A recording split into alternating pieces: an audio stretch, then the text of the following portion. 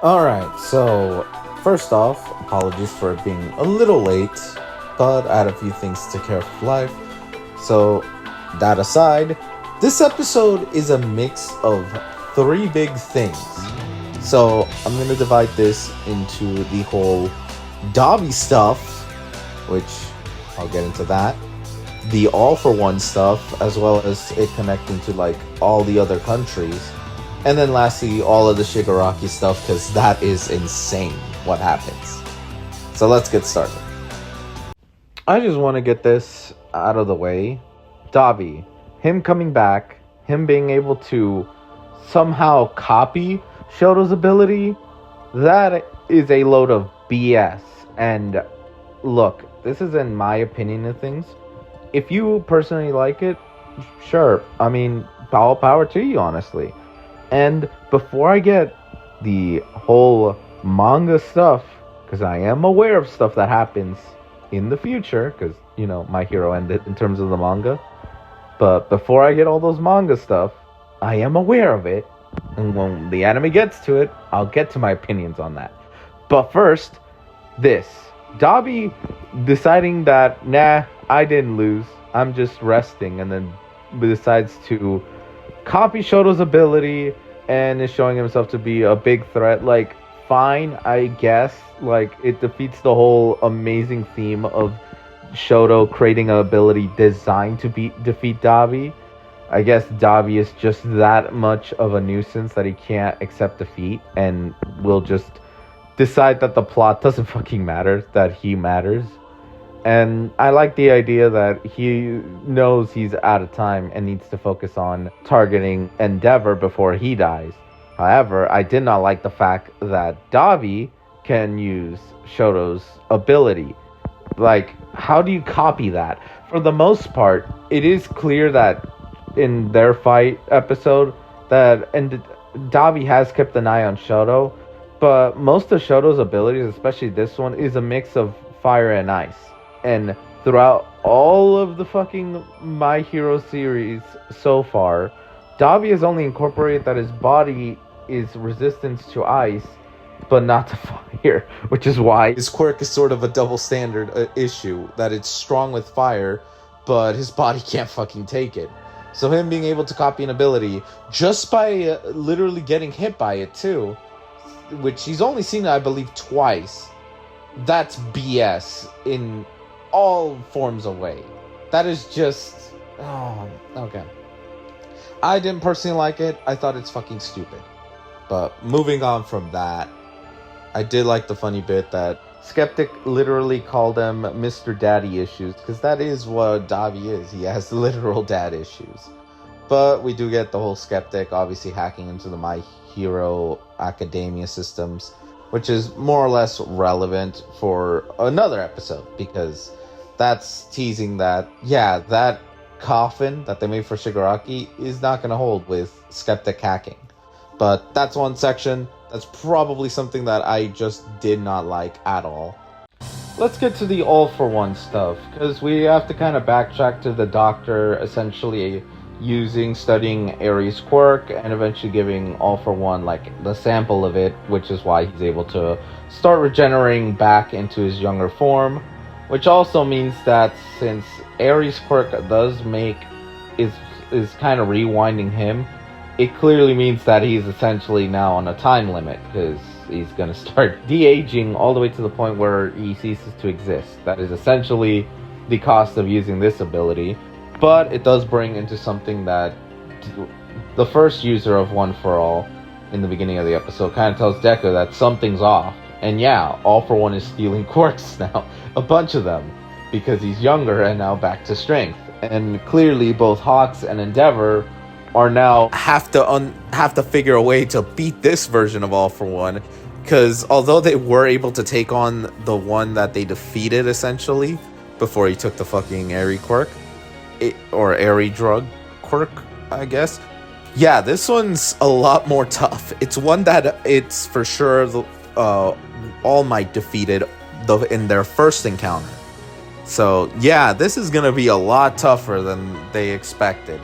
But this also brings into something about connecting this to the US and other countries. Like, every other country is now so afraid of Tomura because of how freaking strong he is. And the fact that Star and Stripes was defeated by him, it essentially puts down that, yeah, they're going to try to side with Tomura. They don't want to go against someone that'll just wipe them out.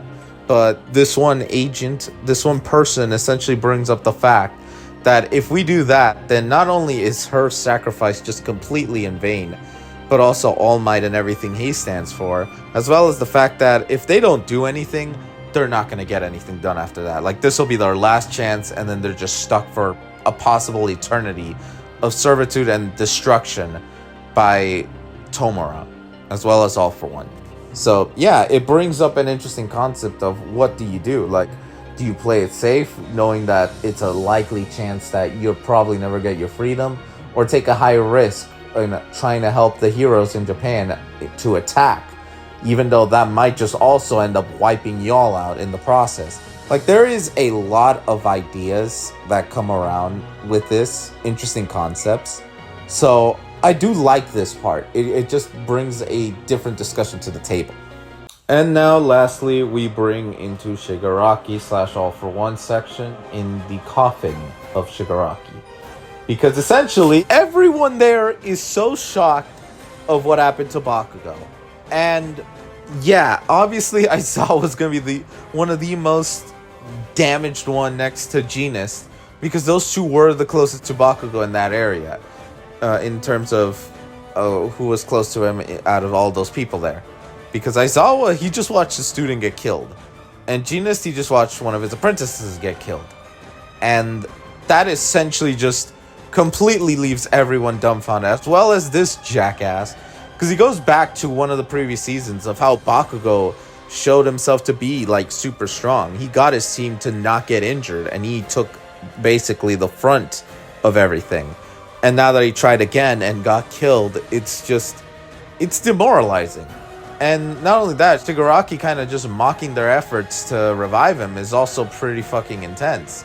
So we get to see essentially everyone kind of scatter at first, before we have Genus attempting to repair his heart, and then we have Edshot doing what I call plot, trying to revive Bakugo. And look, I get where they're going with how his ability is able to kind of go through people and essentially knows more or less the organs and stuff, and is trying to CPR him to get him back up, to get him kind of flowing.